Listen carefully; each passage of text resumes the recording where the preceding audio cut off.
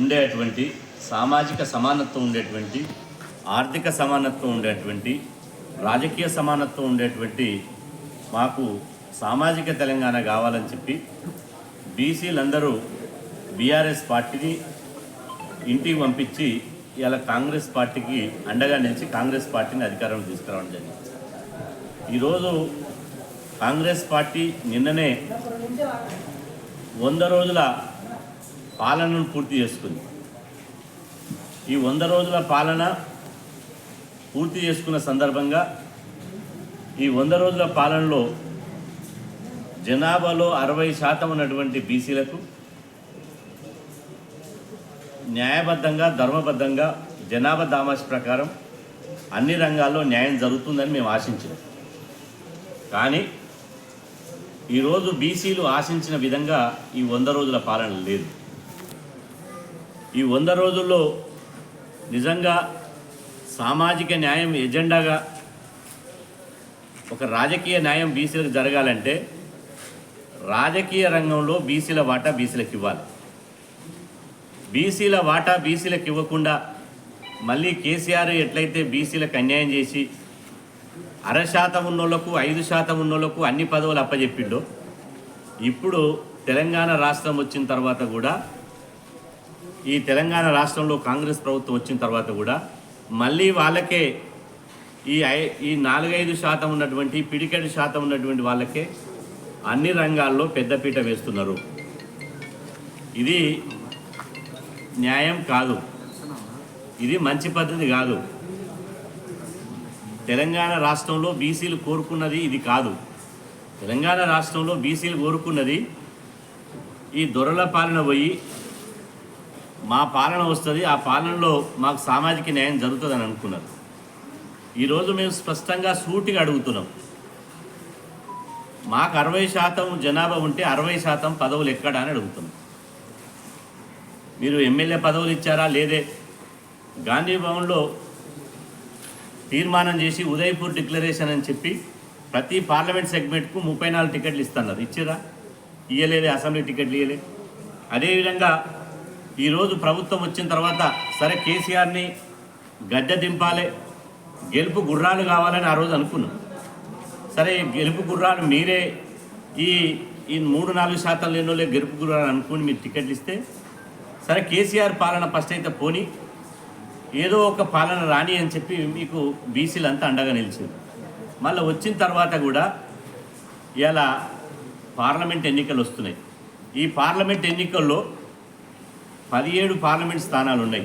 17 parliament స్థానాల్లో ఇప్పుడు వినపడుతున్న పేర్లలో మొత్తం అగ్రకుల సామాజిక వర్గానికి సంబంధించిన రెడ్డి కులానికి సంబంధించిన వాళ్ళే పేర్లు వినపడుతున్నాయి. మరి బీసీలు ఎన్నికల్లో పార్లమెంట్ ఎన్నికల్లో పోటీ చేసే అర్హత లేదా? బీసీలకు ఓటు వేయడమే అర్హతనా? బీసీలు జెండాలు మోయవలసిందేనా? మళ్ళీ గతంలో దొరల పాలనలో ఎట్లయితే జిందాబాద్ కొట్టిరో ఈ పాలన కూడా జిందాబాద్ కొట్టాలా? అంటే మీరు ఇప్పుడు పరిపాలన మీ చేతులకు వచ్చిన తర్వాత కూడా ఈరోజు పార్లమెంట్ ఎన్నికల్లో బీసీల వాటా బీసీలకు ఎందుకు ఇవ్వడం లేదు? ఇవాళ నేను అడుగుతున్నా, రెడ్లను, ఒక పార్టీలో ఉన్నటువంటి రెడ్లను ఇవాళ మీరు మరీ పోయి వాళ్ళ ఇంట్లో ఉంటే ఇండ్ల దగ్గర పోయి అవమానించడం ఏంది? ఇండ్ల దగ్గర పోయి అవమానించి వాళ్ళు కాంగ్రెస్ కంటే కప్పుకోకముందుకే క్యాబినెట్ హోదాలు ఇచ్చుడేంది? మరి మా నిజంగా క్యాబినెట్ హోదాలు ఇచ్చుంటే ఓ బడుగుల నేత అయినటువంటి హనుమంతరావు లేడా? ఇంకెంతోమంది పార్టీ కోసం నిలబడ్డటువంటి బీసీ నేతలు లేరా? ఈరోజు నిన్న రాత్రి 37 కార్పొరేషన్ చైర్మన్ నియమించింది. రాత్రి 11 గంటలకు జీవో విడుదలైంది.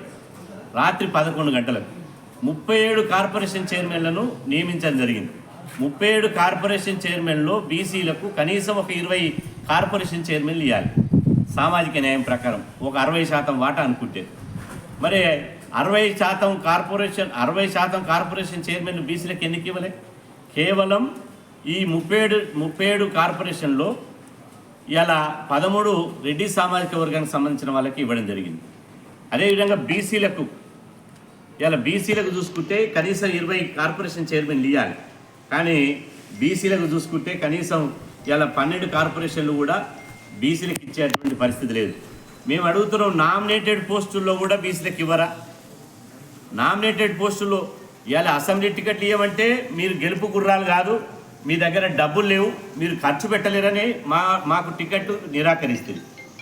అదేవిధంగా మళ్ళీ ఎంపీ టికెట్లు ఇవ్వమంటే మాకు ఎంపీ టికెట్లు ఇవ్వకుండా పక్క పార్టీలు ఉన్నటువంటి రెడ్డి సామాజిక వర్గాన్ని ఇళ్లలో పోయి ఆహ్వానిస్తుంటుంది. మరి పార్టీ జెండా పట్టుకొని కాంగ్రెస్ పార్టీ పుట్టినప్పటి నుంచి ఉన్నటువంటి జెండా మోసినటువంటి బీసీలకు ఎందుకు మీరు ఇవాళ నామినేటెడ్ పోస్టులు కానీ, పార్లమెంట్ సీట్లు కానీ, అసెంబ్లీ టికెట్లు కానీ ఎందుకు ఇవ్వడం లేదో కాంగ్రెస్ ప్రభుత్వం చెప్పాల్సినటువంటి బాధ్యత ఉన్నది. మేము 100 రోజులే కదా, కొత్తగా ప్రభుత్వం వచ్చిందని మేము ఓపిక పెట్టాం. కానీ మా ఓపికను, మా సహనాన్ని బలహీనతగా భావించొద్దు. బీసీల ఓపికను, బీసీల సహనాన్ని బలహీనతగా భావిస్తే ఇవాళ బీఆర్ఎస్కి ఏం గతి పెట్టింది చూస్తున్నాం కదా. దేశాన్నే పరిపాలిస్తున్నాం. కేసీఆర్ అంటే ఈ తెలంగాణ రాష్ట్రానికి కాదు, దేశ్కి నేత కేసీఆర్, కాబోయే ప్రధానమంత్రి కేసీఆర్. ఎక్కడ చూసినా మహారాష్ట్ర, ఒడిశా, మధ్యప్రదేశ్ ఎక్కడ చూసినా కూడా బీఆర్ఎస్ పార్టీ దేశాన్నే పరిపాలిస్తుందన్నారు.